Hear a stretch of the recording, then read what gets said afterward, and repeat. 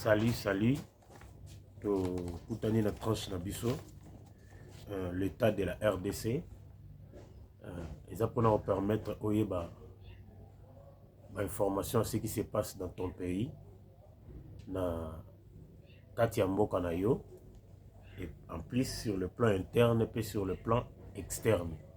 Sur le plan interne na ba analyse qu'est-ce qui se prépare na ba actualité nyonso ezoko se passé. Sur le plan interne, qu'est-ce qui s'est passé? Tu as dit que le chef de l'État déjà a aussi recevoir des opposants, plus grands opposants. Le premier c'est qui Martin Fayoulou, a recevoir qui Martin Fayoulou, Oyo Basolo Laki, juste et ils en ont nous caché. Après qu'on recevoir Adolphe Mouzitou, l'ancien premier ministre.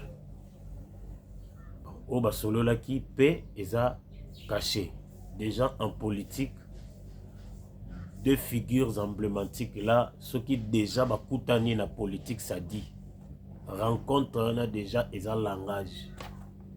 Il y a quelque chose qui se prépare dans la rencontre wana.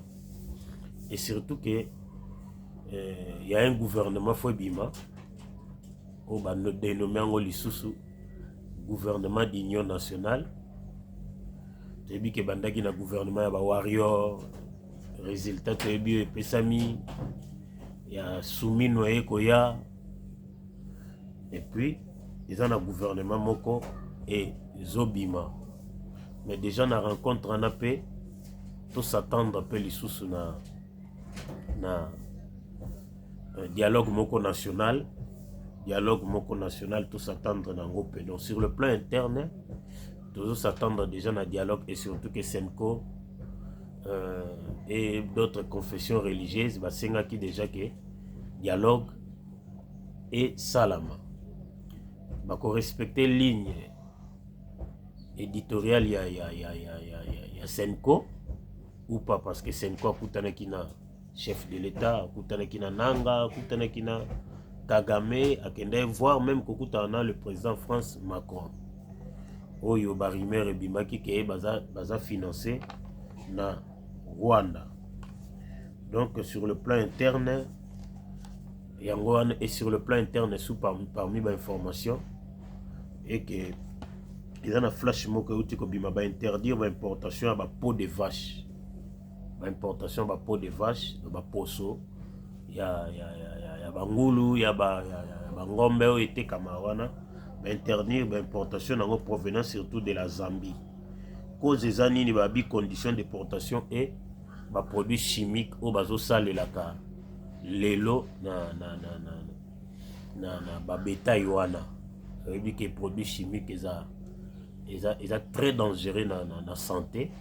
Donc importation na yango yo mutu bisika ozali ebake ba interdit ceux qui ba interdire importation nango ils appellent une manière ya koloba ke za prudent yo mutu consommaka yango batela santé na yo et beaucoup de réserves surtout en matière ya consommation. Toke na ba province toke na province ya Nord Kivu. La province ya Nord Kivu il y a un peu de calme. Dans la province de Nord Kivu, précisément à Beni. Mais, observation Zali, il y a un vol à main armée. C'est-à-dire qu'il a dépassé 48 RT. Na Beni, il y a un vol à main armée. Et surtout, ceux qui ont un vol à main armée, donc, il y a des policiers, des militaires là-dedans. Moutou est censé protéger la population, mais à la population, que dirons-nous? Na armée. C'est pourquoi tu évoques point moko ya ceux qui basalaka avant ba critère nini ezalaka avant mutakota na armée. Ba critère nini parce que bato baza censé protéger population sans armes, ba komi ko simbele ba armes. Or na armée tu ebi que le chef de l'État a essayé à modifier ba salaire na bango. A essayé de modifier baza na front bazozwa double, le salaire na bango est double. A essayé de modifier le salaire na bango. Mais taux de criminalité ils ont comme toujours surtout na Beni commis tellement élevé. Donc ils ont la réalité c'est passé na Beni pe précisément dans Mambasa ba ADF est allié ba outaki ko en otage 50 civils direction inconnue. Ba outaki ko en otage 50 civils direction inconnue. Donc la vie de la population ils a vraiment vu la guerre oyo eu déjà 30 décennies autour le la paix accord au kozala signé. Donc on a Beni kuna tangu yo na Kinshasa conditions aux vivre oyo yebeli mais na Beni kuna ba ADF est allié ba oti ko enlever 50 civils. Et après 72 heures, 20 lissus, une vingtaine, bah, surprise en otage. Mais on a le FARDC, ils ont continué de travailler pour sauver une vingtaine qui sauver. Mais 50 on a jusque-là, destination inconnue. Et pourquoi? La question qu'on se pose, bah, force soi-disant, bah, combien ça peut pour na minerai, balkanisation et consorts. Mais pour na nini, bazo ko enlever ba civil. Que veut dire cet acte-là? Ba okende ba bomi bango. Tango ba habitant contre wana bozo boma bango. L'idée est quoi? Pour faire peur na ba yo bazana, ba kima. Ceux qui ba okima, pour bino bo contrôler, vous voyez que ba rumeur que le Rwanda bazo kokotisa pe batu na bango po ba occuper terre wana. Donc ce sont des réalités précisément na Beni où ils ont se passé kuna ceux qui toquent na chefferie ya Bashu braquage ezo salama mingi soi-disant ba wazalendo bazo malmener population. Incursion ezo salama, c'est-à-dire baza soi-disant ba wazalendo bazo ko botola la population ba biloko ba marchand bazo ko botola bango ba biloko. To ya criminalité urbaine na ville ya Beni ezo ko monter en puissance. To ya criminalité urbaine ezo ko monter plus en puissance kuna na ville ya Beni et sali pe que phénomène il y a des enfants de la rue et comme il s'élever les sous au biso en Kinshasa to benga communément ba phaseur et comme vraiment élevé qui s'ajoute dans le phénomène les enfants de la rue. Donc la ville ya Beni en bref la réalité où ils s'est passé kuna. Que dirons-nous dans l'analyse de la ville ya Beni? La ville ya Beni, qu'est-ce qui se passe réellement? Koto vol à main armée, ko déranger population. Koto va phénomène à les enfants de la rue, ne fait que augmenter. Donc gouvernerait à ville ya Beni que leur travail toko meka kolobela yango prochainement. C'est très important. Donc la politique internationale, na politique internationale, tu as vu qu'il y a accord et signé le 27 juillet entre la RDC et le Rwanda. Ils ont signé na ministre intérieur.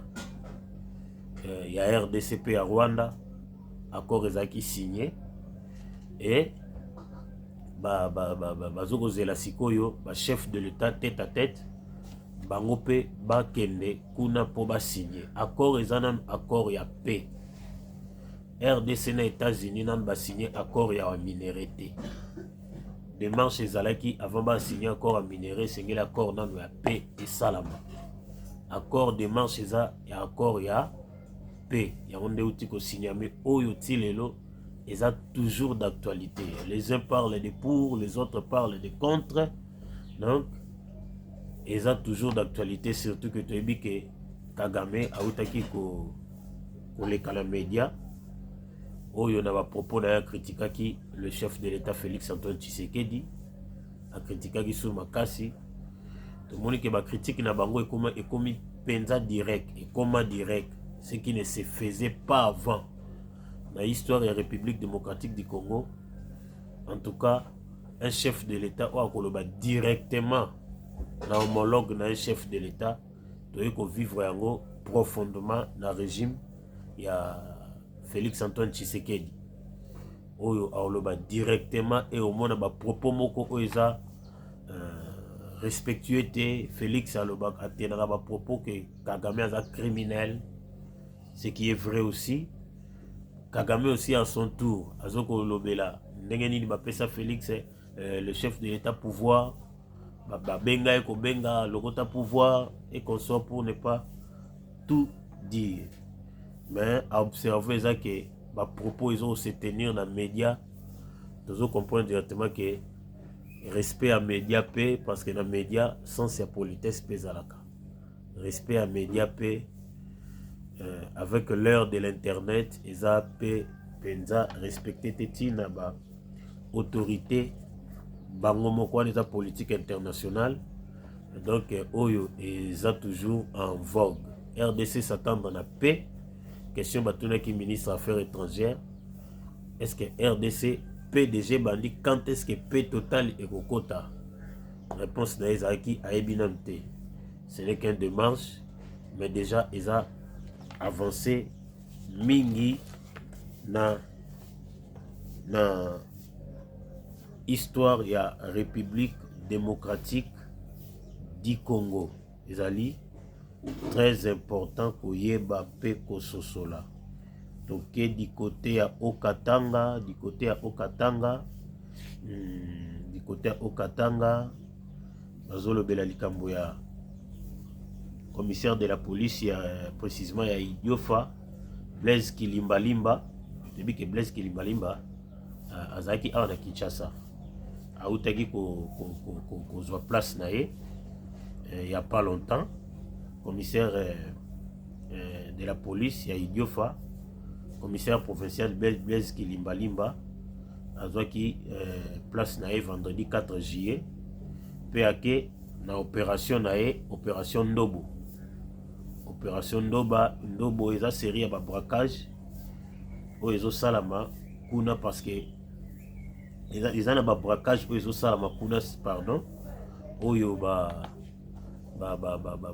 bazobuka ba banque précisément Soficom bazotracasser ba changeur oyo esalamaka mpe na Kinshasa awa oyo esalamaka mpe na Kinshasa awa tokozonga ezosalama mpe kuna e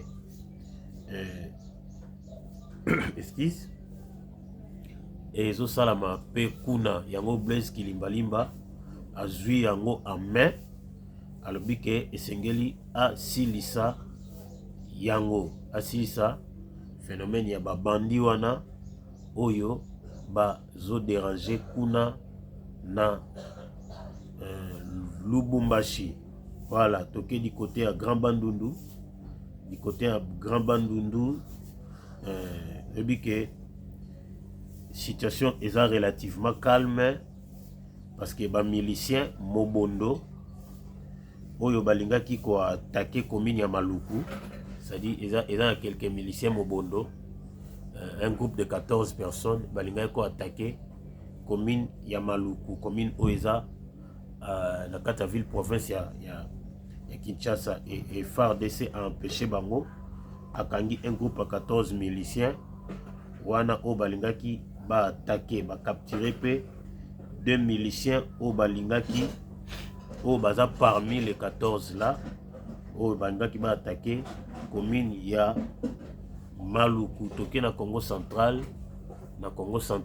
réalité embouteillage eza tellement makasi mingi koleka réalité il y a embouteillage juste l'entrée Congo central peut l'entrée il y a Matadi embouteillage eza makasi mingi koleka vraiment embouteillage et embouteillage sur les alliés que ils ont fait frein sur le plan économique parce que le véhicule la durée au bazo sala na embouteillage ça peut Donc sur le plan économique, il est handicapé. Et l'un des députés, il y a Congo Central, autre le prochainement, a pesaki ba proposition na bi. Le problème est que ba route à Congo Central, ils ont quand deux voies, aller moko na retour moko.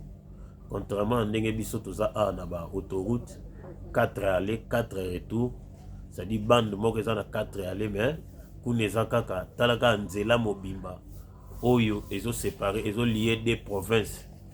Les accords na bande de deux bande d'aller na bande de retour abi yango pe surtout eza moko ya ba cause ya ba embouteillage. Tozala tuwana eza réalité ya République démocratique du Congo tokosite na Kinshasa. Debi que le commissaire provincial a vu à Kinshasa a outi kozwa ko captiver 312 kuluna 312 kuluna oyo bazo déranger au monde après ces derniers temps.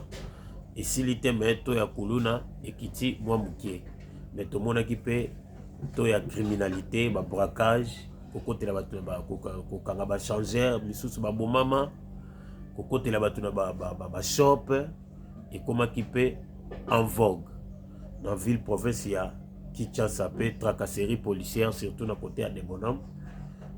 Ils ont auditeur moka se plaignaki tracasserie policière du côté à des bonhommes, ça dit côté Macrevette tout au long la police est au Kangabatu. Et ça se fait presque partout dans la ville province à Kinshasa. Beaucoup se plaignent sur ça. Les au Kangabatu mingi à tout ça les lots surtout sur les jeunes. C'est comme il doit être jeune dans la ville province à Kinshasa et comme il doit cible Moroboé, il y a arrestation. Arrestation, ils ont rappelé quand même les paramètres. Et ceux qui, la police, ils ont respecté les paramètres. Tout jeune n'est pas Koulouna. Et des faits, de tels faits, et Zozangi s'appelle population, on a censé qu'on a la sécuriser, Kimia. Donc c'est ça la réalité. Oui, c'est pas ça qui ces derniers temps dans la République démocratique du Congo. Tous a toujours branché, tous abonnés dans la tranche de l'État de la RDC, tous ont information. Il y a République démocratique du Congo. C'est à vous d'analyser où va le pays avec toutes ces informations. Où va le pays? Tout espérer Nanine. Le chef de l'État fait sa part. La diplomatie internationale, en tout cas, là, il faut féliciter aussi, pour être sincère. La diplomatie internationale, vous savez qu'à Outé, vous allez critiquer dans ma voyage, c'est pourquoi, avant de critiquer, il faut que ça appelle tout le temps. Aujourd'hui, tu vas vivre ma retombée, il y a un voyage. Tous s'abonner à la chaîne sur l'état de la RDC, dans YouTube pour l'information sur la réalité, il y a République démocratique du Congo. Donc, prochainement. Bye bye, bye bye, bye bye, bye bye.